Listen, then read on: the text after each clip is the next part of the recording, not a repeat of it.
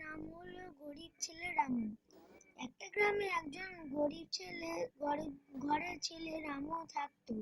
সেখানে সে চাষবাস করে তার সংসার চালাতো। একদিন তার ছেলে খেলতে খেলতে হঠাৎ পড়ে যায় এবং তার মাথা ফেটে যায়। রামু তখন কাঁদতে কাঁদতে গভীর জঙ্গলে চলে যায়, কারণ তার ছেলেকে বাঁচানোর জন্য অনেক টাকার প্রয়োজন।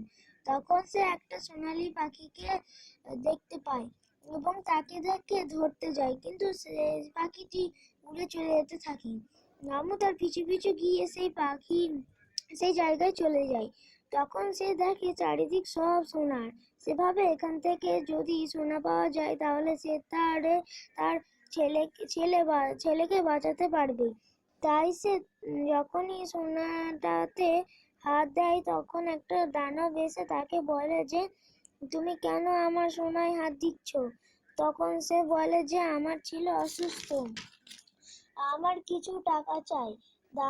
কিন্তু দানব তাকে বলে যে, তুমি যদি নিয়ে যেতে চাও তাহলে তোমাকে সবসময় সৎ পথে থাকতে হবে। সে যদি কখনো লোভ করে বা মানুষদের উপর অত্যাচার করে, তখন আমি এসে তোমাকে খেয়ে নেব বলে সে তাকে সোনা দিয়ে অদৃশ্য হয়ে যায়।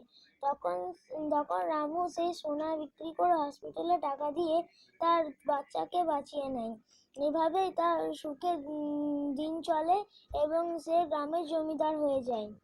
তখন সে গরিব মানুষদের ওপর অত্যাচার করতে থাকে।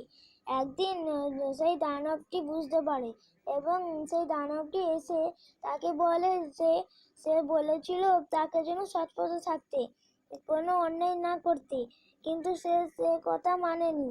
তাই সেই দানবটি সেই রামুকে খেয়ে নেয়। এইভাবেই আমার গল্প শেষ হলো। এই ছোট্ট চ্যানেলটিকে দয়া করে সাবস্ক্রাইব করে দেবেন।